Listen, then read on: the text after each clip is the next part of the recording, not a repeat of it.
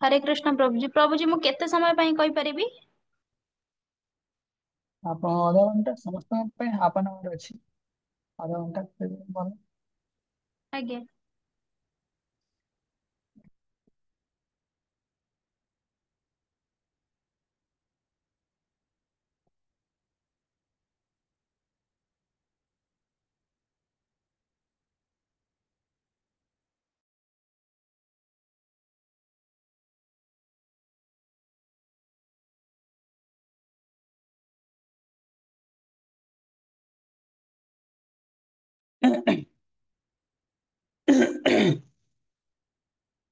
Voice ଶୁଣାଉନି ମତେ ବି। Video B of ଅଛି।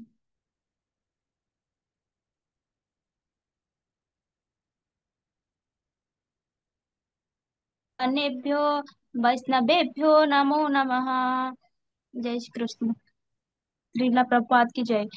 अ, ବର୍ତ୍ତମାନ ଆମେ ବର୍ତ୍ତମାନ ଚତ୍ୱାରିଂଶ ଅଧ୍ୟାୟର କୃଷ୍ଣ ତାଙ୍କର ଭକ୍ତମାନଙ୍କୁ କିପରି ଆନନ୍ଦ ଦିଅନ୍ତି ଭଗବାନ ଏହି ବିଷୟ ବସ୍ତୁଟିରେ ଭକ୍ତ ଭକ୍ତ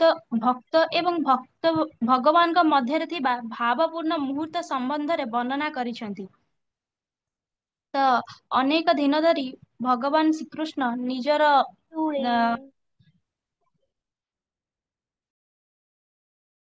ଅନେକ ଦିନ ଧରି ଭଗବାନ ନିଜର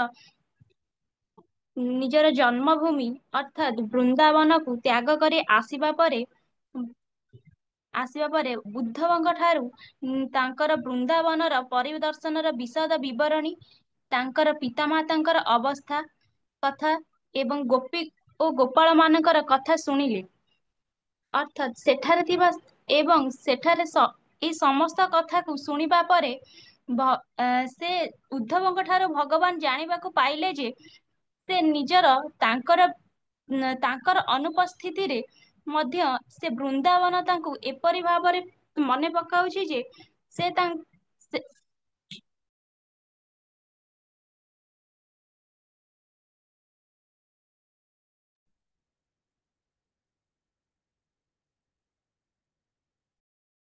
ହରେ କୃଷ୍ଣ।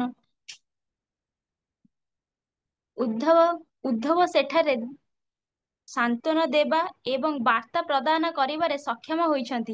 ଏକଥା ଶୁଣିଲା ପରେ ଭଗବାନ ଶ୍ରୀକୃଷ୍ଣ ତାଙ୍କୁ ସନ୍ତୋଷ ବିଧାନ କରିଛନ୍ତି ଏବଂ ଭଗବାନ ଏହାପରେ ସ୍ଥିର କଲେ ଯେ ସେ କୁବ୍ଜା ଗୃହକୁ ଯିବେ। କାରଣ ସେ ମଥୁରା ନଗରୀରେ ଯେତେବେଳେ ପ୍ରବେଶ କରିଥିଲେ ସେ ତାଙ୍କୁ ଚନ୍ଦନ ଅର୍ପଣ କରି ସନ୍ତୁଷ୍ଟ କରିଥିଲେ। ଭଗବତ ଗୀତାରେ ଏହା ବର୍ଣ୍ଣନା ହୋଇଛି ଯେ କୃଷ୍ଣ ସର୍ବଦା ତାଙ୍କର ଭଗବାନଙ୍କୁ ସନ୍ତୁଷ୍ଟ କରିବାକୁ ଚେଷ୍ଟା କରନ୍ତି ଏବଂ ଭକ୍ତଗଣ ମଧ୍ୟ କୃଷ୍ଣଙ୍କୁ ସନ୍ତୁଷ୍ଟ କରିବାକୁ ଚେଷ୍ଟା କରନ୍ତି। ଭକ୍ତଗଣ ଯେପରି ମନ ମଧ୍ୟରେ କୃଷ୍ଣଙ୍କୁ ଚିନ୍ତା କରନ୍ତି, ଭଗବାନ କୃଷ୍ଣ ମଧ୍ୟ ସେହିପରି ଭାବରେ ଭକ୍ତମାନଙ୍କୁ ମଧ୍ୟ ନିଜ ମନ ମଧ୍ୟରେ ଚିନ୍ତା କରୁଥାନ୍ତି। ଯେତେବେଳେ କୃଷ୍ଣଙ୍କର ସ୍ପର୍ଶ ଲାଭ କରି କୁବ୍ଜା ଏକ ସୁନ୍ଦରୀ ଯୁବତୀ ହୋଇଗଲା, ସେତେବେଳେ ସେ ଇଚ୍ଛା କଲେ ଯେ କୃଷ୍ଣ ତା ଗୃହକୁ ଗଲେ ସେ ତାଙ୍କର ପୂଜା କରିବେ। ସାଧାରଣତଃ ସମାଜରେ ଯୁବତୀଗଣ ପୁରୁଷମାନଙ୍କୁ ସେମାନଙ୍କର ଶରୀର ଅର୍ପଣ କରି ସନ୍ତୁଷ୍ଟ କରାଇବାକୁ ଚେଷ୍ଟା କରନ୍ତି। କିନ୍ତୁ କୁବ୍ଜା କାମ ପୀଡାରେ ପୀଡ଼ିତ ହୋଇ କୃଷ୍ଣଙ୍କ ସହିତ କାମ ପିପାସା ମେଣ୍ଟାଇବାକୁ ବାସ୍ତବରେ ଇଚ୍ଛା କରିଥିଲେ। ଯେତେବେଳେ କୃଷ୍ଣ କୁବ୍ଜା ଗୃହକୁ ଯିବାକୁ ଇଚ୍ଛା କଲେ, ସେତେବେଳେ ତାଙ୍କର ଇନ୍ଦ୍ରିୟ ସୁଖ ଭୋଗର କୌଣସି କାମନା ନଥିଲା।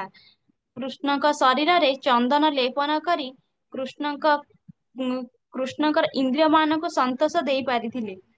କୁବ୍ଜାର ଇନ୍ଦ୍ରିୟ ସୁଖ ବାହାନାରେ କୃଷ୍ଣ ତା ଗୃହକୁ ଯିବାକୁ ଇଚ୍ଛା କଲେ।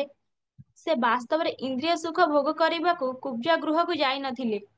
ଭକ୍ତ ଭଗବାନ ସବୁବେଳେ ନିଜର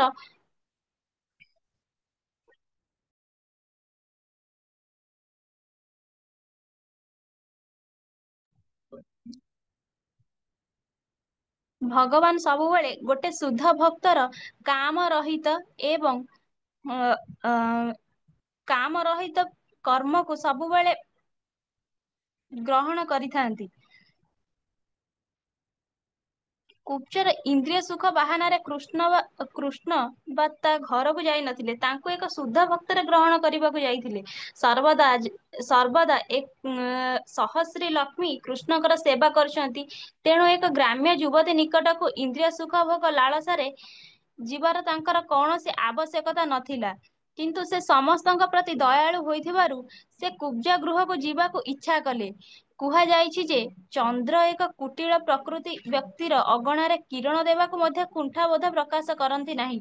ଠିକ୍ ସେହିପରି ଭଗବାନ କୃଷ୍ଣ ମଧ୍ୟ ତାଙ୍କର ଭକ୍ତମାନଙ୍କୁ ଅବହେଳା କରିବାକୁ ପଛାନ୍ତି ନାହିଁ। ତାଙ୍କୁ ଶ୍ରଦ୍ଧା ପ୍ରେମରେ ହେଉ କିମ୍ବା ଭୟରେ ହେଉ କିମ୍ବା କ୍ରୋଧରେ ହେଉ କିମ୍ବା କାମ ପିପାସାରେ ହେଉ, ଯେପରି ଭାବରେ ସେବା କଲେ ମଧ୍ୟ ସେ କୃପା ପ୍ରଦର୍ଶନ କରନ୍ତି। ଶ୍ରୀ ଚୈତନ୍ୟ ଚରିତାମୃତରେ କୁହାଯାଇଛି ଯେ ଯଦି କୌଣସି ବ୍ୟକ୍ତି କୃଷ୍ଣଙ୍କର ସେବା କରିବାକୁ ଇଚ୍ଛା କରେ ଏବଂ ଏହା ହିଁ ନିଜର କାମ ପିପାସା ମେଣ୍ଟାଇବାକୁ ଇଚ୍ଛା କରେ, କୃଷ୍ଣ ତା ସହିତ ଯେପରି ବ୍ୟବହାର କରନ୍ତି ଯେ ସେ ତାର କାମ ପିପାସାକୁ ଭୁଲିଯାଏ ଏବଂ ପୂର୍ଣ୍ଣ ରୂପେ ବିଶୁଦ୍ଧ ହୋଇ ସର୍ବଦା କୃଷ୍ଣଙ୍କର ସେବାରେ ଲାଗି ରହେ। ହରେ କୃଷ୍ଣ ପ୍ରଭୁ। ହରେ କୃଷ୍ଣ। ହେଇଗଲା କି ନା ଅଛି ଆହୁରି? ଆଉ ଅଛି ପ୍ରଭୁ। କଣ୍ଟିନ୍ୟୁ କର। ଆଜ୍ଞା ଅଛି। କୃଷ୍ଣ ତାଙ୍କର ଅତୀତ ପ୍ରତିଜ୍ଞା ରକ୍ଷା କରିବା ନିମିତ୍ତ ଉଦ୍ଧବଙ୍କ ସହିତ କୁବ୍ଜ ଗୃହକୁ ଗଲେ। ଯେତେବେଳେ କୃଷ୍ଣ ତା ଘରେ ପହଞ୍ଚିଲେ, ସେ ଦେଖିଲେ ଯେ ଘରଟି ଏପରି ଭାବରେ ସଜା ହୋଇଛି ଯେପରିକି ପୁରୁଷର କାମ ପିପାସା ଜାଗ୍ରତ ହେବ। ସାଜସଜା ମଧ୍ୟରେ ଅନେକ ନଗ୍ନ ଛବି ମଧ୍ୟ ଥିଲା। ତା ଉପରେ ଚାନ୍ଦୁଆ ଟଣା ହୋଇଥିଲା ଏବଂ ମଣିମୁକ୍ତା ଖଚିତ ପିତା କାମନା ଶୋଭା ପାଉଥିଲା। ଆଉ ଏ ଆଉ ମଧ୍ୟ ଅତି ସୁନ୍ଦର ସୁକୋମଳ ଶଯ୍ୟା ଓ ନରମ ଗଦିଯୁକ୍ତ ଚୌକି ବସିବା ପାଇଁ ଥିଲା। କୋଠରୀ ମଧ୍ୟରେ ଫୁଲହାର ମାଳ ମଧ୍ୟ ଥିଲା ଏବଂ ସୁଗନ୍ଧିତ ଧୂପର ଗନ୍ଧ ମହକି ଉଠୁଥିଲା ଏବଂ ସୁରକ୍ଷିତ ଜଳ ସିଞ୍ଚା ଯାଇଥିଲା ଏବଂ କୋଠରୀ ଗୁଡିକ ସୁନ୍ଦର ସଜା ହୋଇ ଆଲୋକିତ ହୋଇଥିଲା। ଯେତେବେଳେ କୁବ୍ଜା ଦେଖିଲା ଯେ ଭଗବାନ ଶ୍ରୀକୃଷ୍ଣ ତାଙ୍କ ପ୍ରତିଜ୍ଞା ରକ୍ଷା କରି ତା ଗୃହକୁ ଆସିଛନ୍ତି, ସେତେବେଳେ ସେ ସାଙ୍ଗେ ସାଙ୍ଗେ ତାଙ୍କୁ ସ୍ଵାଗତ ଜଣାଇବା ନିମିତ୍ତ ଚୌକିରୁ ଉଠି ପଡ଼ିଲା। ତାର ଅନେକ ସଖୀଙ୍କ ସହ ସେ କୃଷ୍ଣଙ୍କ ନିକଟକୁ ଯାଇ ଅତ୍ୟନ୍ତ ଭକ୍ତି ଓ ସମ୍ମାନ ସହକାରେ କଥାବାର୍ତ୍ତା କରିବାକୁ ଆରମ୍ଭ କଲା। ତାକୁ ବସିବାକୁ ଏକ ସୁନ୍ଦର ଆସନ ଦେଲା ପରେ ଭଗବାନ ଶ୍ରୀକୃଷ୍ଣଙ୍କର ଯଥା ଯୋଗ୍ୟ ପୂଜା କରାଗଲା। କୁବ୍ଜର ଏବଂ ତାର ସଖୀଗଣ ଉଦ୍ଧବଙ୍କୁ ମଧ୍ୟ ଯଥା ଯୋଗ୍ୟ ସ୍ୱାଗତ ଜଣାଇଲେ। କିନ୍ତୁ ଉଦ୍ଧବ କୃଷ୍ଣଙ୍କ ସହିତ ସମାନ ନୁହନ୍ତି, ତେଣୁ ସେ ଚଟାଣର ତଳେ ବସି ପଡ଼ିଲେ। ଏ ପ୍ରକାର ଅବସ୍ଥାରେ ସମୟ ନଷ୍ଟ ନକରି କୃଷ୍ଣ କୁବ୍ଜରେ ଶୟନ କକ୍ଷରେ ପ୍ରବେଶ କଲେ। ଇତିମଧ୍ୟରେ କୁବ୍ଜା ସ୍ନାନ କରି ଚନ୍ଦନ ଚର୍ଚ୍ଚିତ ହୋଇସାରିଥିଲା। ସେ ଅତି ସୁନ୍ଦର ପୋଷାକ, ମୂଲ୍ୟବାନ ମଣିମୁକ୍ତା ଅଳଙ୍କାର ଓ ପୁଷ୍ପହାର ପ୍ରଭୃତି ପରିଧାନ କଲା। ପାନ ଓ ଅନ୍ୟ ଉତ୍ତେଜକ ମସଲା ଆଦି ସେବନ କଲା ଏବଂ ଶରୀରରେ ସୁବାସିତ ଜଳ ସିଞ୍ଚି ସେ କୃଷ୍ଣଙ୍କ ସମକ୍ଷକୁ ଆସିଲା। ସେ ଯେତେବେଳେ କୃଷ୍ଣଙ୍କ ସମ୍ମୁଖରେ ଅତି ସୁନ୍ଦର ବେଶରେ ଦଣ୍ଡାୟମାନ ହେଲା, ସେତେବେଳେ ତାର ହସ ହସ ଚାହାଣୀ ଏବଂ ଚକ୍ଷୁର ନର୍ତ୍ତନ ଆଦି ସ୍ତ୍ରୀ ସୁଲଭ ଲଜ୍ଜାରେ ପରିପୂର୍ଣ୍ଣ ହୋଇଯାଇଥିଲା। ଯେଉଁ କୃଷ୍ଣ ମାଧବ ଅର୍ଥାତ୍ ଲକ୍ଷ୍ମୀ ଦେବୀଙ୍କର ସ୍ଵାମୀ ଭାବରେ ପରିଚିତ, ସେଇ କୃଷ୍ଣଙ୍କ ସମ୍ମୁଖରେ କୁବ୍ଜା ଦଣ୍ଡାୟମାନ ହେଲା। ଯେତେବେଳେ କୃଷ୍ଣ ଦେଖିଲେ ଯେ କୁବ୍ଜା ତାଙ୍କ ସମ୍ମୁଖକୁ ଆସିବାକୁ ଦ୍ୱିଧା ବୋଧ କରୁଛି, ସେତେବେଳେ ସେ ସାଙ୍ଗେ ସାଙ୍ଗେ ଚୁଡ଼ି ଆଦି ଅଳଙ୍କାର ଖଚିତ ତାର ହସ୍ତକୁ ଧରି ପକାଇଲେ। ଅତି ସ୍ନେହରେ ତାକୁ ସେ ପାଖକୁ ଟାଣି ନେଇ ନିଜ ପାଖରେ ବସାଇଲେ। କୁବ୍ଜା ପୂର୍ବରୁ କେବଳ ଭଗବାନ ଶ୍ରୀକୃଷ୍ଣଙ୍କୁ ଚନ୍ଦନ ଚର୍ଚ୍ଚିତ କରାଇଥିଲା। ଏହି କାରଣରୁ କୁବ୍ଜା ବର୍ତ୍ତମାନ ସମସ୍ତ ପ୍ରକାର ପାପ କର୍ମର ପ୍ରତିକ୍ରିୟାରୁ ମୁକ୍ତ ହୋଇ କୃଷ୍ଣଙ୍କ ସହ କ୍ରୀଡ଼ା କରିବାକୁ ସକ୍ଷମ ହେଲା। ତତ୍ପରେ ସେ କୃଷ୍ଣଙ୍କର ପାଦ ପଦ୍ମକୁ କାମାଗ୍ନିରେ ଦଗ୍ଧୀଭୂତ ହୋଇଥିବା ତାର ବକ୍ଷ ବେଶରେ ସ୍ଥାପନ କଲା। କୃଷ୍ଣଙ୍କର ପାଦ ପଦ୍ମର ସୁଗନ୍ଧ ଆଘ୍ରାଣ କରି ସେ ତତ୍କ୍ଷଣାତ୍ ସମସ୍ତ ପ୍ରକାର କାମ ପିପାସାର ମୁକ୍ତ ହୋଇଥିଲା। ଏହି ପ୍ରକାରେ ସେ ତାର ଦୁହି ବାହୁରେ କୃଷ୍ଣଙ୍କୁ ଆଲିଙ୍ଗନ କଲା ଏବଂ ତାର ପୁରାତନ କାମନା ଚରିତାର୍ଥ କଲା। ସେ ବହୁତ ଦିନରୁ ଭାବିଥିଲା ଯେ କୃଷ୍ଣଙ୍କୁ ତା ଗୃହରେ ପ୍ରେମିକ ରୂପେ କିପରି ଲାଭ କରିବ। ତାର ଏହି କାମନା ଭଗବାନ ଶ୍ରୀକୃଷ୍ଣଙ୍କୁ ବର୍ତ୍ତମାନ ପୂର୍ଣ୍ଣ କଲେ। ଭଗବତ ଗୀତାରେ କୁହାଯାଇଛି ଯେ ବ୍ୟକ୍ତି ସମସ୍ତ ପ୍ରକାର ପାପ କର୍ମର ପ୍ରତିକ୍ରିୟାରେ ମୁକ୍ତ ନହେଲେ ଭଗବାନଙ୍କର ଦିବ୍ୟ ସେବାରେ ନିଯୁକ୍ତ ହୋଇପାରିବ ନାହିଁ। କେବଳ କୃଷ୍ଣଙ୍କୁ ଚନ୍ଦନ ଦେଇ କୁବ୍ଜାଏ ଏ ପ୍ରକାର ପୁରସ୍କାର ଲାଭ କଲା। ଅନ୍ୟ କୌଣସି ପ୍ରକାରେ କୃଷ୍ଣଙ୍କୁ ପୂଜା କରିବାକୁ ସେ ଶିଖିନଥିଲା। ତେଣୁ ସେ ତାର ନିଜ ବୁଦ୍ଧି ମାଧ୍ୟମରେ କୃଷ୍ଣଙ୍କୁ ସନ୍ତୁଷ୍ଟ କରିବାକୁ ଇଚ୍ଛା କଲା। ଭଗବତ ଗୀତାରେ କୁହାଯାଇଛି ଯେ ବ୍ୟକ୍ତି ନିଜ ମାଧ୍ୟମରେ ଭଗବାନଙ୍କୁ ପୂଜା କରିପାରେ। ଯଦି ସେ ବୃତ୍ତି ନିଷ୍ଠା ସହକାରେ ଭଗବାନଙ୍କର ପ୍ରୀତ୍ୟାର୍ଥ କରାଯାଏ, ତାହାହେଲେ ତାହା କୃଷ୍ଣ ପୂଜା ହୁଏ। ତତ୍ପରେ କୁବ୍ଜା କୃଷ୍ଣଙ୍କୁ କହିଲା, ହେ ମୋର ପ୍ରିୟ ବନ୍ଧୁ, ଦୟାକରି ମୋ ସାଥିରେ କିଛି ଦିନ ରୁହନ୍ତୁ। ଆପଣ ଓ ଆପଣଙ୍କ ପଦ୍ମଲୋଚନ ବନ୍ଧୁ ମୋ ସାଥିରେ ରହି କିଛି ଦିନ ଉପଭୋଗ କରନ୍ତୁ। ମୁଁ ସାଙ୍ଗେ ସାଙ୍ଗେ ଆପଣଙ୍କୁ ଛାଡି ଦେଇ ପାରିବି ନାହିଁ। ଦୟାକରି ମୋର ଅନୁରୋଧ ରକ୍ଷା କରନ୍ତୁ। ବେଦରେ କୁହାଯାଇଛି ଯେ ପରମ ପୁରୁଷ ଭଗବାନଙ୍କର ଅନେକ ଶକ୍ତି ଅଛି। ବିଶିଷ୍ଟ ଆଚାର୍ଯ୍ୟମାନଙ୍କ ମତାନୁଯାୟୀ କୁବ୍ଜ କୃଷ୍ଣଙ୍କର ପୁରୁଷ ଶକ୍ତିର ପ୍ରକାଶ ଅଟେ। ଯେପରି ଶ୍ରୀକୃଷ୍ଣ ରାଧାରାଣୀଙ୍କର କୃଷ୍ଣଙ୍କର ଚିତ୍ ଶକ୍ତିର ପ୍ରକାଶ ଅଟନ୍ତି, ସେହିପରି କୁବ୍ଜା ପୁରୁଷ ଶକ୍ତିର ପ୍ରକାଶ ଅଟେ। ଯଦିଓ ସେ କୃଷ୍ଣଙ୍କୁ ଆଉ କିଛି ଦିନ ରହିବା ପାଇଁ ଅନୁରୋଧ କଲା, ତଥାପି କୃଷ୍ଣ ବଡ଼ ଭଦ୍ରତା ସହକାରେ ତାକୁ ବୁଝାଇ ଦେଇ କହିଲେ ଯେ ସେ ଅଧିକ ଦିନ ରହିବା ତାଙ୍କ ପକ୍ଷରେ ସମ୍ଭବ ନୁହେଁ। ଶ୍ରୀକୃଷ୍ଣ ଏ ଭୌତିକ ଜଗତକୁ ମଝିରେ ମଝିରେ କେବେ କେବେ ଆସନ୍ତି, କିନ୍ତୁ ଚିଜ୍ଜଗତ ସହ ତାଙ୍କ ସମ୍ପର୍କ ହେଉଛି ଶାଶ୍ୱତ। ଶ୍ରୀକୃଷ୍ଣ କୃଷ୍ଣ ବୈକୁଣ୍ଠ ଲୋକ ହେଉ କିମ୍ବା ଗୋଲୋକ ବୃନ୍ଦାବନ ଲୋକ ହେଉ, ଏ ଚିଜ୍ଜଗତରେ ସର୍ବଦା ବିଦ୍ୟମାନ।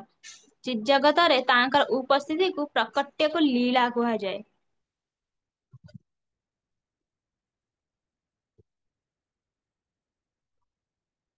ମଧୁର କଥା ଏହିପରି ଭାବେ ମଧୁର କଥା କହି କୁବ୍ଜକୁ ସନ୍ତୁଷ୍ଟ କଲା ପରେ କୃଷ୍ଣ ଉଦ୍ଧବଙ୍କ ସହ ନିଜ ଗୃହକୁ ଆସିଲେ। ଶ୍ରୀମଦ୍ ଭାଗବତମରେ ଏକ ଚେତାବନୀ ଶୁଣାଇ ଦିଆଯାଇଛି।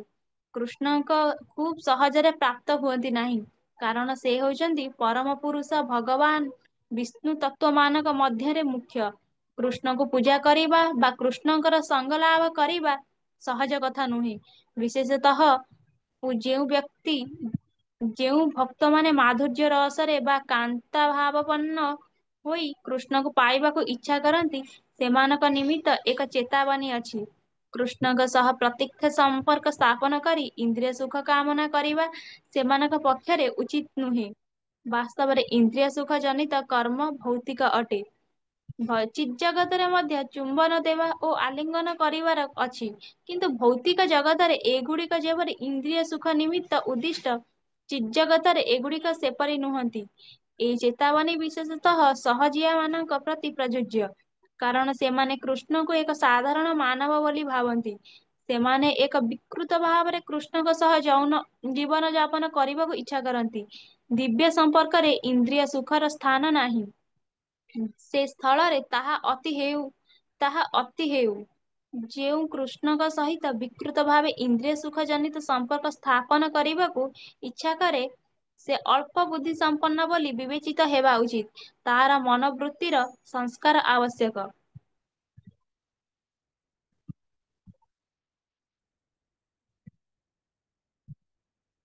କିଛି ଦିନ ପରେ ଭଗବାନ ଶ୍ରୀକୃଷ୍ଣ ଅକ୍ରୁରର ଗୃହକୁ ଯାଇ ତାଙ୍କ ପ୍ରତିଜ୍ଞା ପାଳନ କଲେ। ଅକ୍ରୁର କୃଷ୍ଣଙ୍କ ସହ ଦାସ୍ୟ ଭାବରେ ସଂଯୁକ୍ତ ଏବଂ କୃଷ୍ଣ ତା ଠାରୁ କିଛି ସେବା ପାଇବାକୁ ଇଚ୍ଛା କଲେ। ସେ ବଳରାମ ଓ ଉଦ୍ଧବଙ୍କ ସହ ସେଠାକୁ ଗଲେ। ଯେତେବେଳେ କୃଷ୍ଣ, ବଳରାମ ଓ ଉଦ୍ଧବ ଅକ୍ରୁରର ଗୃହ ନିକଟରେ ପହଞ୍ଚିଲେ, ସେତେବେଳେ ଅକ୍ରୁର ଘରୁ ବାହାରି ଆସି ଉଦ୍ଧବଙ୍କୁ ଆଲିଙ୍ଗନ କଲା ଏବଂ କୃଷ୍ଣ ଓ ବଳରାମ ସାଷ୍ଟାଙ୍ଗ ବଳରାମଙ୍କୁ ସାଷ୍ଟାଙ୍ଗ ପ୍ରଣିପାତ କଲେ। ପ୍ରତିବଦଳରେ କୃଷ୍ଣ, ବଳରାମ ଓ ଉଦ୍ଧବ ମଧ୍ୟ ତାଙ୍କୁ ପ୍ରଣାମ ଜଣାଇଲେ। ଅକ୍ରୁର ସେମାନଙ୍କୁ ଯଥାଯୋଗ୍ୟ ଆସନ ବସିବା ପାଇଁ ଦେଲେ। ସେମାନେ ସ୍ୱଚ୍ଛନ୍ଦରେ ବସିଲା ପରେ ଅକ୍ରୁର ସେମାନଙ୍କର ପାଦ ଧୌତ କରି ସେ ଜଳକୁ ନିଜ ମୁଣ୍ଡରେ ଛିଞ୍ଚିଲେ। ତତ୍ପରେ ସେ ସୁନ୍ଦର ଫୁଲ ଓ ଚନ୍ଦନ ସେମାନଙ୍କୁ ଅର୍ପଣ କଲେ। ଏ ତିନି ଜଣ ଅକ୍ରୁରର ବ୍ୟବହାରରେ ଖୁବ୍ ପ୍ରୀତ ହୋଇଗଲେ। ତତ୍ପରେ ଅକ୍ରୁର ଭୂଇଁରେ ମୁଣ୍ଡ ଲଗାଇ କୃଷ୍ଣଙ୍କୁ ପ୍ରଣାମ କଲା। ତତ୍ପରେ ସେ କୃଷ୍ଣଙ୍କର ପାଦ ପଦ୍ମକୁ କୋଳରେ ରଖି ମର୍ଦ୍ଦନ କରିବାକୁ ଆରମ୍ଭ କଲା। କୃଷ୍ଣ ଓ ବଳରାମଙ୍କ ଉପସ୍ଥିତିରେ ଅକ୍ରୁର ପୂର୍ଣ୍ଣ ସନ୍ତୋଷ ଲାଭ କଲା କ୍ଷଣି ତାର ଚକ୍ଷୁଦେୟ କୃଷ୍ଣ ପ୍ରେମ ମିଶ୍ରିତ ଅଶ୍ରୁରେ ଅଶ୍ରୁପୂର୍ଣ୍ଣ ହୋଇଗଲା ଏବଂ ନିମ୍ନ ମତେ ପ୍ରାର୍ଥନା କରିବାକୁ ଆରମ୍ଭ କଲେ। ହେ ପ୍ରିୟ ଭଗବାନ ଶ୍ରୀକୃଷ୍ଣ, ଆପଣ ଦୟାକରି କଂସ ଓ ତାର ସାଥୀ ବୃନ୍ଦଙ୍କୁ ବିନାଶ କରିଛନ୍ତି। ଆପଣ ସମୁଦାୟ ଯଦୁବଂଶକୁ ବିରାଟ ବିପଦରୁ ଉଦ୍ଧାର କରିଛନ୍ତି। ଆପଣ ଯଦୁବଂଶ ଉଦ୍ଧାର କଥା ସେମାନଙ୍କ ବରାବର ମନେ ରଖିବେ। ହେ ପ୍ରିୟ କୃଷ୍ଣ ଓ ବଳରାମ, ଆପଣ ଆଦି ପୁରୁଷ, ଯାହାଙ୍କ ଠାରୁ ସବୁ ହିଁ ଉଦ୍ଭୂତ ହୋଇଅଛି, ଆପଣ ହିଁ ସର୍ବ କାରଣର ପରମ କାରଣ। ଆପଣଙ୍କର ଅଚିନ୍ତ୍ୟ ଶକ୍ତି ସମ୍ପନ୍ନ ଏବଂ ଆପଣ ସର୍ବବ୍ୟାପକ ଅଟନ୍ତି। କିନ୍ତୁ ଆପଣଙ୍କ ବ୍ୟତୀତ ସ୍ଥୂଳ ହେଉ ବା ସୂକ୍ଷ୍ମ ହେଉ କୌଣସି ପ୍ରକାର କାର୍ଯ୍ୟର କାରଣ ନାହିଁ। ଆପଣ ହିଁ ବେଦ ପାଠରୁ ମିଳୁଥିବା ବ୍ରହ୍ମାନୁଭୂତି। ଆପଣଙ୍କର ଅଚିନ୍ତ୍ୟ ଶକ୍ତି ଯୋଗୁଁ ହିଁ ଆପଣ ବାସ୍ତବରେ ଆମ ସମକ୍ଷରେ ଦୃଶ୍ୟମାନ। ଆପଣ ଆପଣଙ୍କର ଶକ୍ତି ସାହାଯ୍ୟରେ ଏ ଦୃଶ୍ୟ ଜଗତକୁ ସୃଷ୍ଟି କରିଛନ୍ତି ଏବଂ ଆପଣ ସ୍ୱୟଂ ଏହା ମଧ୍ୟରେ ପ୍ରବେଶ କରିଛନ୍ତି। ଯେଣୁ କ୍ଷିତି ଅପ୍ ତେଜ ମରୁତ୍ ଓ ବ୍ୟୋମ ଏ ପଞ୍ଚ ମହାଭୂତ ପ୍ରକାଶିତ ବିଭିନ୍ନ ଶରୀର ଦ୍ୱାରା ପ୍ରତ୍ୟେକ ବସ୍ତୁ ମଧ୍ୟରେ ବିସ୍ତୃତ ହୋଇଛନ୍ତି ଆପଣ। ଆପଣ ହିଁ କେବଳ ଆପଣଙ୍କର ନିଜ ଶକ୍ତି ସାହାଯ୍ୟରେ ସୃଷ୍ଟିର ବିଭିନ୍ନ ପ୍ରକାର ଶରୀର ମଧ୍ୟରେ ପ୍ରବେଶ କରିଛନ୍ତି। ଶରୀର ମଧ୍ୟରେ ଆପଣ ଜୀବାତ୍ମା ରୂପରେ ଏବଂ ସ୍ୱାଧୀନ ଭାବରେ ପରମାତ୍ମା ରୂପରେ ପ୍ରବେଶ କରିଛନ୍ତି। ଭଗବଦ୍ ଗୀତାରେ କୁହାଯାଇଅଛି, କୃଷ୍ଣଙ୍କର ସେଇ ନିକୃଷ୍ଟ ଶକ୍ତି ଦ୍ୱାରା ଭୌତିକ ଶରୀର ସୃଷ୍ଟି ହୋଇଛି। ଜୀବ ଓ ଜୀବାତ୍ମା ତାଙ୍କର ଅବିଚ୍ଛେଦ୍ୟ ଅଙ୍ଗ। ଏହିପରି ଭାବେ ପାର୍ଥିବ ଶରୀର, ଜୀବ ସତ୍ତା ଏବଂ ପରମାତ୍ମାକୁ ନେଇ ଏକ ନିର୍ଦ୍ଦିଷ୍ଟ ଜୀବ ଗଠିତ। ମୌଳିକ ଭାବେ ସେମାନେ ପରମ ପୁରୁଷଙ୍କର ବିଭିନ୍ନ ଶକ୍ତି। ଅକ୍ରୁର କହନ୍ତି, ଭୌତିକ ଜଗତରେ ଆପଣ ସମଗ୍ର ଦୃଶ୍ୟ ଜଗତକୁ ସତ୍ତ୍ୱ, ରଜ ଓ ତମ ଏଇ ତ୍ରିଗୁଣ ପ୍ରକୃତି ସାହାଯ୍ୟରେ ସୃଷ୍ଟି କରିଛନ୍ତି, ପରିପାଳନ କରୁଛନ୍ତି ଏବଂ ଧ୍ୱଂସ ବି ମଧ୍ୟ କରୁଛନ୍ତି। ସେ ତ୍ରୈଗୁଣାତ୍ମକ ଭୂତ ପ୍ରକୃତିର କ୍ରିୟାରେ ଆପଣ ସଂଶ୍ଳିଷ୍ଟ ନୁହନ୍ତି। କାରଣ ଜୀବସତ୍ତା ପରି ଆପଣଙ୍କର ପରମ ଜ୍ଞାନ କେବେ ହେଲେ ପ୍ରଭାବିତ ହୁଏ ନାହିଁ। ଯେପରି ପରମେଶ୍ୱର ଏ ଭୌତିକ ସୃଷ୍ଟି ମଧ୍ୟରେ ପ୍ରବେଶ କରନ୍ତି ଏବଂ ତାହା ଫଳରେ ସୃଷ୍ଟି, ସ୍ଥିତି ଓ ଧ୍ୱଂସ ଯଥା ସମୟରେ ଚାଲେ, ସେହିପରି ପରମେଶ୍ୱରଙ୍କର ଅଂଶବିଶେଷ ଅର୍ଥାତ୍ ଜୀବ ଭୂତ ପଦାର୍ଥ ମଧ୍ୟରେ ପ୍ରବେଶ କରି ତାର ଜଡ଼ ଶରୀର ସୃଷ୍ଟି କରେ। ଜୀବ ଏବଂ ଭକ୍ତମାନଙ୍କ ମଧ୍ୟରେ ଥିବା ପାର୍ଥକ୍ୟ ହେଉଛି ଏହା ଯେ ଜୀବ ପରମେଶ୍ୱରଙ୍କର ଅଂଶବିଶେଷ ଏବଂ ସେ ଭୌତିକ ଗୁଣ ଦ୍ୱାରା ପ୍ରଭାବିତ ହୋଇଥାଏ। କିନ୍ତୁ ପରଂବ୍ରହ୍ମ କୃଷ୍ଣ ସର୍ବଦା ପୂର୍ଣ୍ଣ ଜ୍ଞାନ ଭୂମିକାରେ ଥିବାରୁ କଦାପି ଏ କର୍ମ ଦ୍ୱାରା ପ୍ରଭାବିତ ହୁଅନ୍ତି ନାହିଁ। ତେଣୁ କୃଷ୍ଣଙ୍କର ଗୋଟିଏ ନାମ ହେଉଛି ଅଚ୍ୟୁତ, ଅର୍ଥାତ୍ ତାଙ୍କର ଆଦୌ ଅଧଃପତନ ହୁଏ ନାହିଁ। ତାଙ୍କର କ୍ଷୁଦ୍ର ଅଂଶ ବିଶେଷ ଜୀବଗଣ ଭୌତିକ କ୍ରିୟା ଦ୍ୱାରା ପ୍ରଭାବିତ ହୁଅନ୍ତି। ଜୀବଗଣ ଶାଶ୍ୱତ ଭାବେ ଭଗବାନଙ୍କର ଅଂଶବିଶେଷ ଅଟନ୍ତି।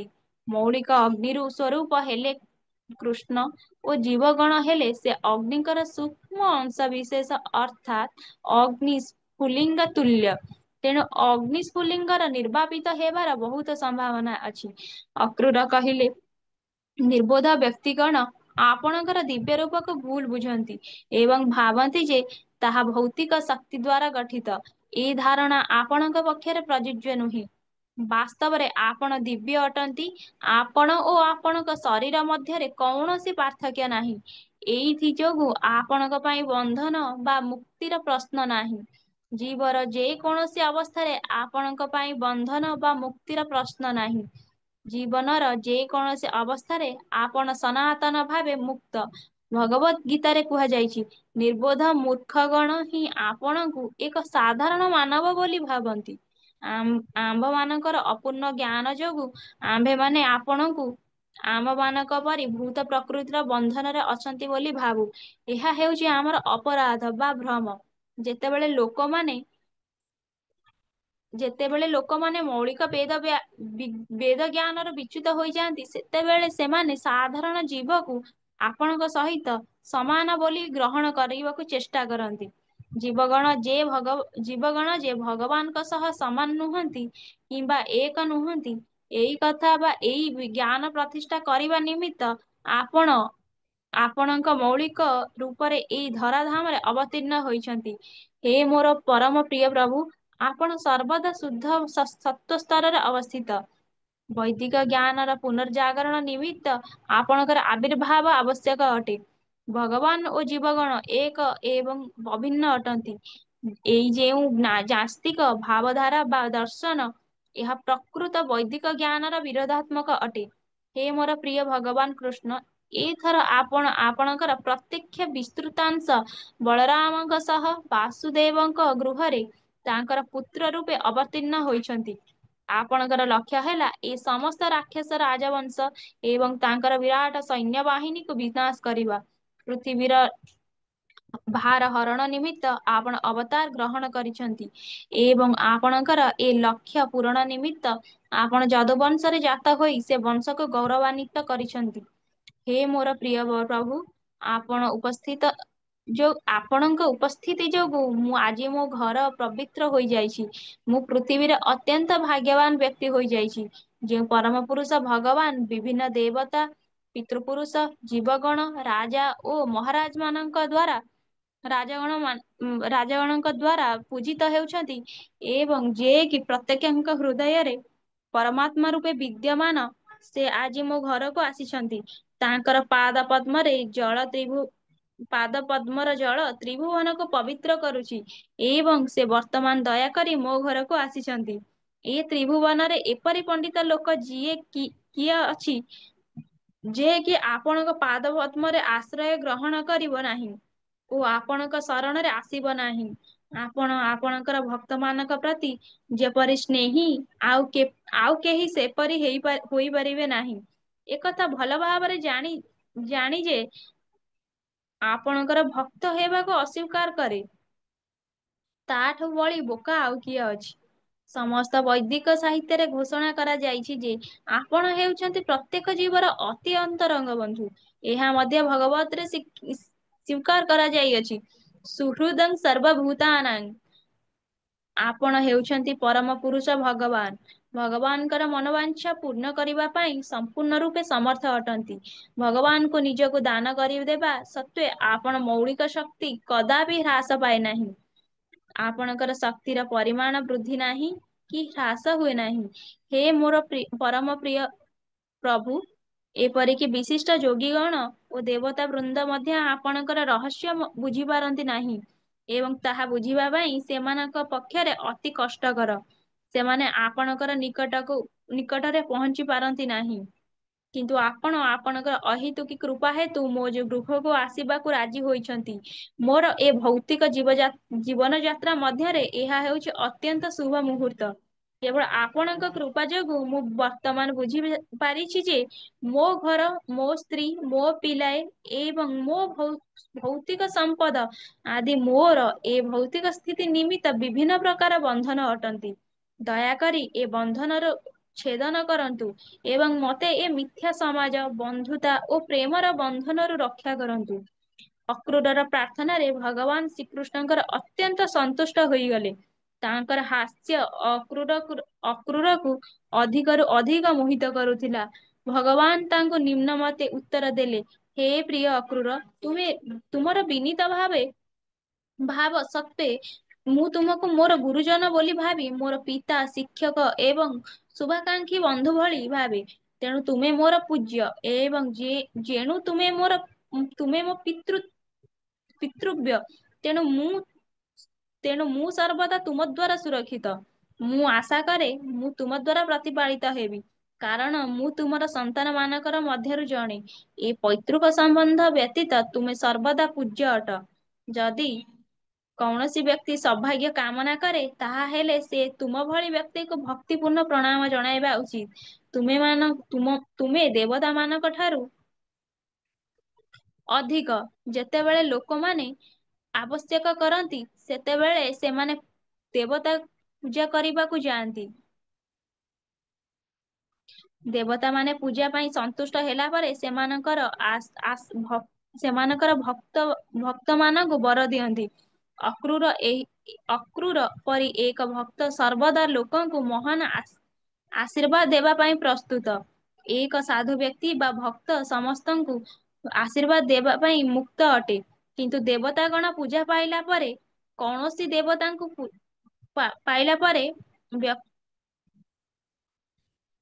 ଏକ ସାଧୁ ବ୍ୟକ୍ତି ବା ଭକ୍ତ ସମସ୍ତଙ୍କୁ ଆଶୀର୍ବାଦ ଦେବା ପାଇଁ ମୁକ୍ତ ଅଟେ। କିନ୍ତୁ ଦେବତାଗଣ ପୂଜା ପାଇଲା ପରେ କୌଣସି ଦେବତାଙ୍କୁ ପୂଜା କରିବା ଦ୍ୱାରା କାମନା ପୂରଣ କରିବା ପାଇଁ ଦୀର୍ଘ ସମୟ ଲାଗେ।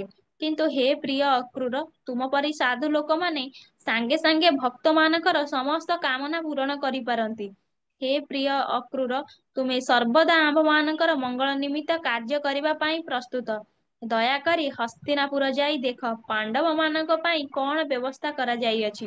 ପାଣ୍ଡୁପୁତ୍ର ମାନଙ୍କର ଖବର ଜାଣିବା ପାଇଁ କୃଷ୍ଣ ଅତ୍ୟନ୍ତ ଉଦ୍ବିଗ୍ନ ହୋଇପଡ଼ିଥିଲେ। କାରଣ ଅତି ପିଲା ବୟସରୁ ସେମାନେ ପିତାଙ୍କୁ ହରାଇଥିଲେ। କୃଷ୍ଣ ତାଙ୍କ ଭକ୍ତମାନଙ୍କ ପ୍ରତି ଅତ୍ୟନ୍ତ ବନ୍ଧୁଭାବାପନ୍ନ ହୋଇଥିବାରୁ ସେମାନଙ୍କ ସମ୍ବନ୍ଧରେ ଜାଣିବା ପାଇଁ ଅତ୍ୟନ୍ତ ଉଦ୍ବିଗ୍ନ ହୋଇପଡ଼ିଥିଲେ ଏବଂ ସେଇଥିପାଇଁ ସେ ଅକ୍ରୁରକୁ ପ୍ରକୃତ ଅବସ୍ଥା ବୁଝିବାକୁ ହସ୍ତିନାପୁର ପଠାଇଥିଲେ। କୃଷ୍ଣ କହିଲେ, ମୁଁ ଶୁଣିଛି ରାଜା ପାଣ୍ଡୁଙ୍କ ମୃତ୍ୟୁ ପରେ ଯୁଧିଷ୍ଠିର, ଭୀମ, ଅର୍ଜୁନ, ନକୁଳ ଓ ସହଦେବ ଆଦି ତାଙ୍କର ପୁଅମାନେ ସେମାନଙ୍କର ବିଧବା ମାତାଙ୍କ ସହିତ ଧୃତରାଷ୍ଟ୍ରଙ୍କ ଦାୟିତ୍ୱରେ ଅଛନ୍ତି। ବର୍ତ୍ତମାନ ଧୃତରାଷ୍ଟ୍ର ସେମାନଙ୍କର ମୁରବୀ। ମୁଁ ଏକଥା ମଧ୍ୟ ଶୁଣିଛି ଧୃତରାଷ୍ଟ୍ର ଯେ କେବଳ ଅନ୍ଧ ନୁହେଁ, ତାହା ନୁହେଁ, ତାର ନିଷ୍ଠୁର ପୁତ୍ର ଦୁର୍ଯ୍ୟୋଧନ ଯୋଗୁଁ ସ୍ନେହରେ ମଧ୍ୟ ସେ ଅନ୍ଧ ଅଟେ। ଏ ପଞ୍ଚ ପାଣ୍ଡବ ପଣ୍ଡୁରାଜାଙ୍କର ପୁତ୍ର। କିନ୍ତୁ ଧୃତରାଷ୍ଟ୍ର ତାଙ୍କର କୂଟନୀତି ଓ କୌଶଳ ଯୋଗୁଁ ପାଣ୍ଡବମାନଙ୍କ ପ୍ରତି ସହାନୁଭୂତିଶୀଳ ନୁହନ୍ତି। ଦୟାକରି ସେଠାକୁ ଯାଇ ଦେଖ, ଧୃତରାଷ୍ଟ୍ର ପାଣ୍ଡବମାନଙ୍କ ପ୍ରତି କିପରି ବ୍ୟବହାର କରୁଛନ୍ତି। ତୁମଠାରୁ ଖବର ପାଇଲା ପରେ ପାଣ୍ଡବମାନଙ୍କର କି ପ୍ରକାର ସୁବ୍ୟବସ୍ଥା କରାଯିବ, ମୁଁ ସେ ବିଚାର କରିବି। ଏହିପରି ଭାବରେ ପରମ ପୁରୁଷ ଭଗବାନ ଶ୍ରୀକୃଷ୍ଣ ଅକ୍ରୁରକୁ ହସ୍ତିନାପୁର ଯିବାକୁ ଆଦେଶ ଦେଲେ ଏବଂ ତତ୍ପରେ ସେ ବଳରାମ ଓ ଉଦ୍ଧବଙ୍କ ସହିତ ଘରକୁ ଆସିଲେ। ଭକ୍ତି ବେଦାନ୍ତ ଭାଷ୍ୟରେ ଶ୍ରୀକୃଷ୍ଣ ପୁସ୍ତକର କୃଷ୍ଣ ତାଙ୍କର ଭକ୍ତମାନଙ୍କୁ ଆନନ୍ଦ ଦିଅନ୍ତି ଏବଂ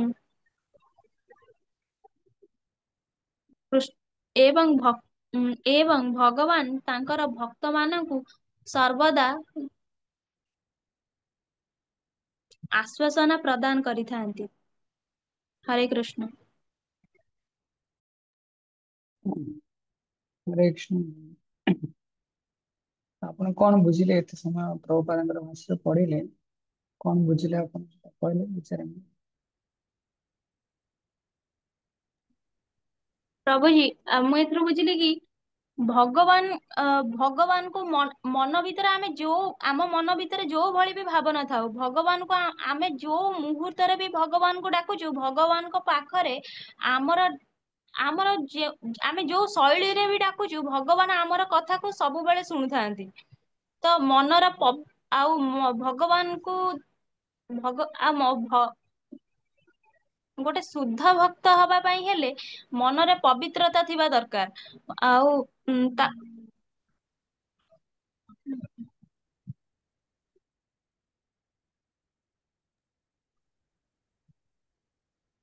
କୁହନ୍ତୁ।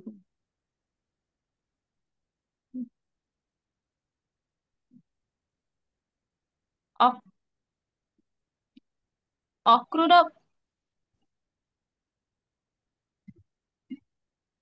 ପ୍ରଭୁଜୀ,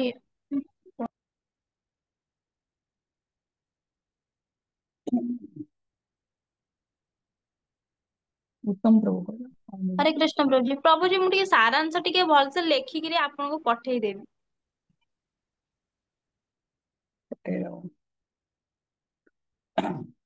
ଓକେ, ତୁମକୁ ଆଜି କ୍ଲାସ ଦେବାର ଥିଲା, ତମେ ପଢିଥିଲ ସବୁ। ନୋଟ କରିବ, କ୍ଲାସ ଦେବା ଅଲଗା, ପଢିବା ଅଲଗା। ନିଶ୍ଚୟ ଆମେ ସମସ୍ତେ ଉପକୃତ ହେଲେ, କିନ୍ତୁ ଆମକୁ ଯେତେବେଳେ ଆମେ ନ ଦେଖିକି କିଛି କହିବା ପାଇଁ ପ୍ରସ୍ତୁତ ହୁଅନ୍ତି, ସେତେବେଳେ ଆମେ ଆହୁରି ଆଟେଣ୍ଟିଭଲି ତାକୁ ଶ୍ରବଣ କରିଥାନ୍ତି, ମନନ କରିଥାନ୍ତି, ତାକୁ ଚିନ୍ତନ କରିଥାନ୍ତି। ସେଥିପାଇଁ ଆମକୁ ଟିକେ ଧ୍ୟାନ ଦେବାର ଥାଏ କି ମୁଁ ସତରେ କ୍ଲାସ ଦେବା ପାଇଁ ଆସିଛି, ତାହେଲେ ମୁଁ କୌଣସି ପଏଣ୍ଟ ମିସ୍ କରିବିନି। ସେଇଥିପାଇଁ। ଠିକ ଅଛି। ତେଣୁ ବହୁତ ଇମ୍पोର୍ଟାଣ୍ଟ ରଖି ଆମେ ଭଗବାନ କହିଲା ଯେତେ ଶ୍ରବଣ କରିବା ସେତେ ମନେ ରହିଯିବ। ଏ 2-3 ମିନିଟରେ ମୁଁ ସମରାଇଜ କରିଦଉଛି। ଏହାପରେ କିଛିଟା ଜିନିଷ ମୁଁ ସେୟାର କରୁଛି, ଯେମିତି କି ଭଗବଦ ଗୀତାରେ କୁହାଯାଇଛି ଊର୍ଧ୍ୱମୂଳ ଅଧଶାଖା ଅଶ୍ୱତ୍ଥଂ ପ୍ରାହୁରଭ୍ୟମ୍ ଛନ୍ଦାଂଶି ଯସ୍ୟ ପର୍ଣ୍ଣାନି ଯସ୍ତଂ ବେଦସ୍ୟ ବେଦ। ଏ ଭୌତିକ ଜଗତ ଆଉ ଆଧ୍ୟାତ୍ମିକ ଜଗତ ଭିତରେ ଫରକ ହେଲା ଏ ଭୌତିକ ଜଗତ ଆଧ୍ୟାତ୍ମିକ ଜଗତର ପ୍ରତିଫଳନ। ଏ ଭୌତିକ ଜଗତ ଆଧ୍ୟାତ୍ମିକ ଜଗତର ପ୍ରତିଫଳନ। ତ ସେଇଥିପାଇଁ ଏ ଭୌତିକ ଜଗତରେ ଆମେ ଯାହାକୁ ସୁଖ ବୋଲି ମଣୁଛେ, ତ ଆଧ୍ୟାତ୍ମିକ ଜଗତରେ ଏହା ଅତ୍ୟନ୍ତ ନିନ୍ଦନୀୟ। କାହିଁକି? କାହିଁକି ନା ଏ ଭୌତିକ ଜଗତରେ ସୁଖ ଶାନ୍ତି ଏସବୁର ପରିଭାଷା ଶରୀର ତତ୍ଵକୁ ନେଇକି ଗଢ଼ା ହେଇଥାଏ। କିନ୍ତୁ ଆଧ୍ୟାତ୍ମିକ ଜଗତକୁ ପ୍ରବେଶ କରିବାର ହୋଇପାରିବା ଯୋଗ୍ୟତା ହଉଛି ଆମକୁ ଈର୍ଷା ଶୂନ୍ୟ ହେଇକି ଅକ୍ରୂର କ୍ରୂରତା ହୃଦୟରେ ନ ରହିବା ଦରକାର। ଆଉ ସ୍ୱାଭାବିକ ରୂପରେ ଆମେ ଆତ୍ମ ଅନୁଭୂତିଶୀଳ ହେଲେ ହିଁ, କୃଷ୍ଣ ଅନୁଭୂତିଶୀଳ ହେଲେ ହିଁ ଆମେ କୃଷ୍ଣ ଲୋକକୁ ପ୍ରବେଶ କରିପାରିବା। କିନ୍ତୁ ଏ ଭୌତିକ ଜଗତରେ ଯେତେବେଳେ ଆମେ ଭକ୍ତିର ପ୍ରବଞ୍ଚନା କରନ୍ତି, ଢୁଂ କରନ୍ତି, ସେତେବେଳେ ଚୈତନ୍ୟ ମହାପ୍ରଭୁଙ୍କ ଠାରୁ ଯେମିତି ଆମେ ଶ୍ରବଣ କରନ୍ତି 13 ପ୍ରକାର ଅପସମ୍ପ୍ରଦାୟ ଅଛି। ଧ୍ୟାନ ଦିଅ, କଣ ଭିଡିଓ ଅଫ୍ ଅଛି, ଭିଡିଓ ଅନ୍ କରିପାରିବ, ଭିଡିଓ ଅଫ୍ କରିକି ଶୁଣିବନି, ଲିଭ୍ କରିବ। ସବୁବେଳେ ଷ୍ଟାଣ୍ଡାର୍ଡ ଏମିତି ରହିବା ଦରକାର। ଯଦି ଏତେ ଅର୍ଜେନ୍ସି ନାହିଁ ତାହେଲେ ଶୁଣିବା ଏତେ ଆବଶ୍ୟକ ନାହିଁ, ତାହେଲେ ପରେ ଶୁଣିପାରିବ। ମାନେ ଅନ୍ୟ ମନସ୍କ ହେଲେ କିଛି ବୁଝିପାରିବନି, ସେମ୍ ଜିନିଷ ମୁଁ ରିପିଟ କରିବା ପାଇଁ କହିବି, କହିଲା ବେଳକୁ ଟିକେ ଡିଫିକଲ୍ଟ ହବ ସମସ୍ତଙ୍କୁ। ଯେତେ କଥା ମାନିବ ସେତେ ସମସ୍ତଙ୍କ ପାଇଁ ଭଲ। ଓକେ। 13 ପ୍ରକାର ଅପସମ୍ପ୍ରଦାୟ ଥାଏ। ସହଜିଆତା ପାଆନ୍ତି, ସେମାନେ ଭକ୍ତିକୁ ସତ୍ତା ମାନନ୍ତି, ଭକ୍ତିକୁ ଏକ ଉନ୍ନତ ଏବଂ ସୂକ୍ଷ୍ମତର ମାନନ୍ତି ନାହିଁ। ସହଜିଆ ଥାନ୍ତି। ଚକ୍ଷି ବକ୍ଷି ସ୍ମାର୍ତ ବ୍ରାହ୍ମଣ। ସ୍ମାର୍ତ ବ୍ରାହ୍ମଣ ମାନେ କଣ? ଯୋଉମାନେ କେବଳ ପୂଜା ବିଧି ପଦ୍ଧତି ବେଦର କର୍ମକାଣ୍ଡ ଶିକ୍ଷାକୁ ଗ୍ରହଣ କରନ୍ତି, ସ୍ମାର୍ତ ବ୍ରାହ୍ମଣ। ଜାତି ଗୋସାଇଁ, ଅତି ବଡି ଜଗନ୍ନାଥ ଦାସ ସମ୍ପ୍ରଦାୟ, ଅତି ବଡି ଜଗନ୍ନାଥ ଦାସ ଇତ୍ୟାଦି, ଗୌରାଙ୍ଗ ନଗରୀ, ବାଉଲ ଆଉଲ ବାଉଲ କାର୍ତ୍ତା ଭଜା, ଏସବୁ। ତା ଭିତରେ ଯୋଉ ଅଛନ୍ତି ସଖୀ ବେଖୀ, ଦେଖିବ କେତେବେଳେ ବେଳେ ବେଳେ ମୁଁ ଯଦି ପୋଷ୍ଟର ସବୁ ମରା ହେଇଥାଏ, ମୁଁ ଜାଣିନି କଣ ସେରା ଅଛି, କିନ୍ତୁ ବେଳେ ବେଳେ ଦେଖିଥାଏ ଗୋଟେ ଗୋଟେ ପୁରୁଷ ଲୋକ ସେମାନେ ସ୍ତ୍ରୀ ଲୋକର ବସ୍ତ୍ର ପରିଧାନ କରିଥାନ୍ତି। ଯେ ସ୍ତ୍ରୀ ଲୋକ ହେଇକି ଆଇଦର କିଛି ପରିହାସ କରିବା କିମ୍ବା ଉପହାସ କରିବା କିମ୍ବା ବିଭିନ୍ନ ପ୍ରକାର ହାସ୍ୟ ଅଭିନେତା ଇତ୍ୟାଦି ସବୁ ଜିନିଷ ଥାଏ, କିନ୍ତୁ ସେମାନେ ପୁରୁଷ ଲୋକ ସ୍ତ୍ରୀ ଲୋକଙ୍କର ବସ୍ତ୍ର ପରିଧାନ କରିଥାନ୍ତି। ସ୍ୱାଭାବିକ ରୂପରେ ସ୍ତ୍ରୀ ଲୋକ ମଧ୍ୟ ପୁରୁଷ ଲୋକର ବସ୍ତ୍ର ପରିଧାନ କରିଥାନ୍ତି। ତେଣୁ ନେକ୍ସଟ ଜନ୍ମ କଣ ହବ? କେହି କହିବେ ଆମେ କଳାକାର, ସେ କଳାକାର କଳାକାର ବି ଦରକାର ନାହିଁ, ନେକ୍ସଟ ଜନ୍ମ ଅପୋଜିଟ ଜେଣ୍ଡର ହବା ପକ୍କା। ତେଣୁ ସଖୀ ବେକି କୁହାଯାଏ କଣ? ଯୋଉମାନେ ବୃନ୍ଦାବନ ଯୋଉ ଗୋପୀ ମାନେ ରହିଲେ, ମଞ୍ଜରୀ ମାନେ ରହିଲେ, ତାଙ୍କୁ ନକଲ କରନ୍ତି। ତ ଉଦ୍ଦେଶ୍ୟ କଣ ଥାଏ ସଖୀ ବଖୀ ମାନଙ୍କର ଉଦ୍ଦେଶ୍ୟ କଣ ଥାଏ? କି ଚେତନ ମହାପ୍ରଭୁ କହନ୍ତି ha hanta ବିଷଭକ୍ଷଣ ଅପି ସାଧୁ। ତ ମୁଁ ମରିଯିବା ଶ୍ରେୟସ୍କର, କିନ୍ତୁ ମୁଁ ଏଇ ବୃନ୍ଦାବନ ସବୁ ବରିଷ୍ଠ ଉନ୍ନତ ଚେତନା ଯୋଉ ରହୁଥିବା ଗୋପୀ ମାନଙ୍କର ନକଲ କରିକି ନିଜର କାମନା ନିଜର ଯୌନ ଜୀବନକୁ ପରିତୃଷ୍ଣ କରିବା, ତ ମୋ ପାଇଁ ୟାଠୁ ଶ୍ରେୟସ୍କର ମୁଁ ବିଷ ପିଇକି ମରିଯିବି। ତେଣୁ ସେଇଥିପାଇଁ ଏମାନେ ଏଇଭଳିଆ ଚରିତ୍ର ନିର୍ମାଣ କରନ୍ତି, ଯାହାର ଆଧାର ନିଜର କାମ ଉଦ୍ଦୀପନାକୁ ମେଣ୍ଟେଇବା। ତେଣୁ ସେଇଥିପାଇଁ କିନ୍ତୁ ଭାଗବତମରେ କଣ କୁହାଯାଏ, ପ୍ରଭୁପାଦ ସୁନ୍ଦର ଭାବରେ ପ୍ରତିପାଦନ କରୁଛନ୍ତି କି ଗୋଟେ ବ୍ୟକ୍ତି ନିଜର କାମକୁ ଚରିତାର୍ଥ କରିବା ପାଇଁ କୃଷ୍ଣଙ୍କର ଆଶ୍ରୟ ଆଶ୍ରୟ ତ ନୁହଁ, ଭଗବାନ କୃଷ୍ଣଙ୍କୁ ଇନଷ୍ଟ୍ରୁମେଣ୍ଟ ରୂପରେ ବ୍ୟବହାର କରିବାର କୌଣସି ଆବଶ୍ୟକତା ନାହିଁ। ନାଇଁ, ଭୌତିକ ଜଗତରେ ଯେତିକି ସଂସାଧନ ଅଛି, ଲୋକମାନେ ଦେବାଦେବୀଙ୍କୁ ପୂଜା କରନ୍ତି, କିନ୍ତୁ ଲୋକମାନେ ମଧ୍ୟ ଦେବାଦେବୀଙ୍କ ପ୍ରତି କାମର ଭାବନା ଆସେ।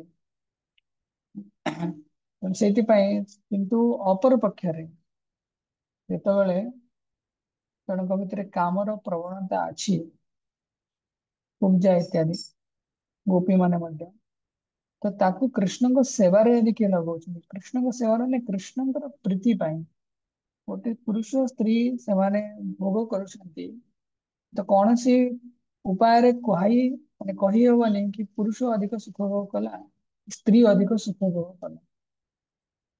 କିନ୍ତୁ ଏଠି କୁବ୍ଜାଙ୍କର କେସରେ କଣ ହେଇଛି, କି କୁବ୍ଜା କୃଷ୍ଣଙ୍କର ସନ୍ତୋଷ ବିଧାନ ପାଇଁ, ବାସ୍ତବ କଥା ଋଷିକେଶ ଶବ୍ଦର ଅର୍ଥ କଣ, ସମସ୍ତ ଇନ୍ଦ୍ରିୟ କୃଷ୍ଣଙ୍କର, ଋଷିକେଶ କୃଷ୍ଣ ହିଁ ସମସ୍ତ ଇନ୍ଦ୍ରିୟର ସ୍ୱାମୀ। ତେଣୁ ସମସ୍ତ ଇନ୍ଦ୍ରିୟ ଯେହେତୁ କୃଷ୍ଣଙ୍କର, ତ ଭଗବାନ ନିଜର ଇନ୍ଦ୍ରିୟକୁ ତୃପ୍ତି କରିବା ପାଇଁ, ନଟ୍ ମେଟେରିଆଲ ସ୍ପିରିଚୁଆଲ, ଇନ୍ଦ୍ରିୟକୁ ତୃପ୍ତି କରିବା ପାଇଁ ଭଗବାନ ନିଜେ ନିଜର ଲୀଳାକୁ ବିସ୍ତାର କରନ୍ତି। ତ କୁବ୍ଜାଙ୍କର ସମସ୍ତ ଇନ୍ଦ୍ରିୟ ମଧ୍ୟ କୃଷ୍ଣଙ୍କର। ତ ଆମେ ଯେତେବେଳେ ପଢିଲେ, ମାତାଜୀ ସୁନ୍ଦର ଭାବରେ ପଢିଲେ କି ଆମେ ଶ୍ରବଣ କଲେ କି କୁବ୍ଜାଙ୍କ ଘରେ ଯେତେବେଳେ ପ୍ରବେଶ କରୁଛନ୍ତି, କାମର ଭାବକୁ ଉଦ୍ବେଗ କରିବା ପାଇଁ ତାଙ୍କ ଘରେ ବିଭିନ୍ନ ପ୍ରକାର ସଂସାଧନ ଅଛି, କିଛି ଆଲେଖ ବଗେରା ଅଛି, କିଛି ଖାଦ୍ୟ ଦ୍ରବ୍ୟ ଅଛି, କିନ୍ତୁ ଏ ସମସ୍ତ ବସ୍ତୁ, ସମସ୍ତ ପରିଧାନ ଯାହା ଜଣଙ୍କ ହୃଦୟରେ କାମର ବେଗକୁ ଉଜ୍ଜୀବିତ କରେ, ସେଟା କୃଷ୍ଣଙ୍କର ପ୍ରସନ୍ନତା, କୃଷ୍ଣଙ୍କର ସେବା ନିମିତ୍ତ। ପୂଜା କେବେ ବି ଚାହିଁନଥିଲେ ନିଜର ଇନ୍ଦ୍ରିୟ ତୃପ୍ତି କରିବା ପାଇଁ। ତାଙ୍କ ମନରେ କାମ ପ୍ରବଣତା ଥିଲା, କିନ୍ତୁ ଯୋଉ ମୁହୂର୍ତ୍ତରେ କୃଷ୍ଣଙ୍କର ସ୍ପର୍ଶ ପୂଜାଙ୍କ ଶରୀରକୁ ସ୍ପର୍ଶ ହେଲା, ସେ ମୁହୂର୍ତ୍ତରେ ତାଙ୍କର ହୃଦୟର ସମସ୍ତ କାମ ପ୍ରେମରେ ପରିବର୍ତ୍ତିତ ହେଲା। ଏଟା ହେଲା ଭଗବାନଙ୍କର ପରମ ସତ୍ୟତାର ଗୋଟେ ନିଦର୍ଶନ। ତେଣୁ ସେଇଥିପାଇଁ ପ୍ରଭୁପାଦ ଦେଖନ୍ତି ଭାଗବତରେ କି କାମ ଆଉ ପ୍ରେମ ସୁନା ଆଉ ଲୁହା, ଏ ଦିଟାକୁ ଆମେ ଆନାଲୋଜି ଉପମା ଦେଇପାରିବା। କାମ ହେଲା ସୁନା ଏବଂ ଲୁହାକୁ ଆମେ ଉଦାହରଣ ଦିଆଯାଏ, ଭାଗବତରେ ମଧ୍ୟ ବର୍ଣ୍ଣନା କରାଯାଏ। गोप्यः कामाद् भयात् कंसो द्वेषात् छेद्यादयो नृपो संबंधात् वृष्णयो स्नेहात् यूयं भक्त्या वयं विभो। ଯେମିତି ହେ ମହାରାଜ ଯୁଧିଷ୍ଠିର, ଯେମିତି ଗୋପୀ ମାନେ ନିଜର କାମ ପାଇଁ, କଂସ ନିଜର ଭୟ ମାଧ୍ୟମରେ, ଗୋପୀ ମାନେ କାମ ମାଧ୍ୟମରେ, ଏବଂ କଂସ ନିଜର ଭୟ ମାଧ୍ୟମରେ, ଶିଶୁପାଳ ଓ ଅନ୍ୟ ରାଜା ମାନେ ଈର୍ଷା ମାଧ୍ୟମରେ, କି ଯଦୁବଂଶୀ ମାନେ ଭଗବାନଙ୍କ ସହିତ ପାରିବାରିକ ସମ୍ବନ୍ଧ ମାଧ୍ୟମରେ ହଉ, କିମ୍ବା ପାଣ୍ଡବ ମାନେ ଭଗବାନଙ୍କ ପ୍ରତି ସ୍ନେହ, ଏହା ମାଧ୍ୟମରେ ଭଗବାନଙ୍କର କୃପା ଲାଭ କରିଥିଲେ। ତ ଆମେ ମଧ୍ୟ ଆଶା କରୁଛୁ ଆପଣଙ୍କର ଦିବ୍ୟ ସେବା ମାଧ୍ୟମରେ ଆମେ ଆପଣଙ୍କର କୃପା ଲାଭ କରିବୁ। ମାନେ ଗୋପ୍ୟ କାମାନ୍, ଗୋପୀ ମାନେ କାମ ମାଧ୍ୟମରେ, କାମ ଶବ୍ଦର ଅର୍ଥ ଯେମିତି କହିଲେ ଆଧ୍ୟାତ୍ମିକ ଜଗତରେ କାମ, ଅରିଜିନାଲ ପ୍ୟୁର ସେକ୍ସ ଡିଜାୟାର ସ୍ପିରିଚୁଆଲ ୱାର୍ଲଡରେ ବି ଅଛି, କିନ୍ତୁ ସେଠି ଶରୀରକୁ ଭୋଗ କରିବା ପାଇଁ ନୁହେଁ। ଏ ଦୁନିଆରେ ସେକ୍ସ ଡିଜାୟାର ଅଛି, ସେକ୍ସ ଆଫେୟାର ଅଛି, ଏଠି ଆମେ ଶରୀରକୁ ସୁଖ ଅନୁସାରେ ସୁଖ ପାଇଁ ଭୋଗ କରୁଛେ।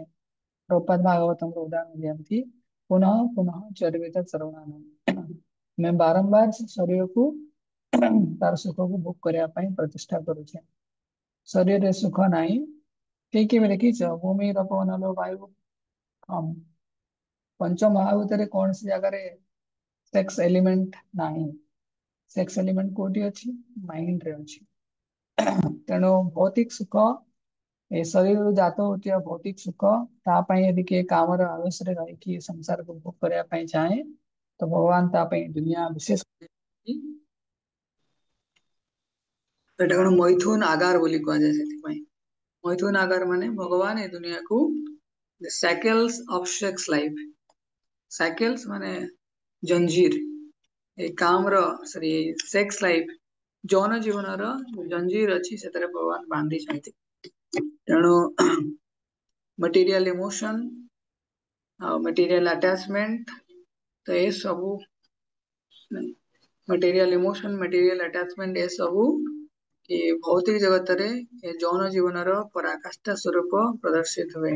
ଆଜିର ସମୟରେ सब आड़े मु कही से every alternative in this material world is a lust or elementable lust कहि परिबा सब किछि आई काम रो प्रभाव तेणु से गोपी माने कि कुब्जा इत्यादि कृष्णଙ୍କର सेवा निमित्त कृष्ण सेवा वासना थिला ना हमर काम वासना अछि सेति आमे दुनिया रे पड़ी के रही छे जा माते सुंदर भावरे अक्रूर अक्रूर ना अक्रूर हेले ही अने कृष्ण को प्राप्त हबो क्रूर स्वभाव हेले आमे कृष्ण को पाई परिबा तो माते को विशेष धन्यवाद आमे भगवान बहुत शिक्षा करते सुनिला परे मध्ये आम भितरे पुरुष विकार स्त्री विकार आसे हम सतर्क हवार अछि यदि के भक्ति करिया को चाहती ताले ए बळिया तो बहुत स्ट्रांग जंजीर अछि सेक्स लाइफ एटरो मुक्त हवार अछि इवन भागवतम पढ़िया पई मिनिमम क्वालिफिकेशन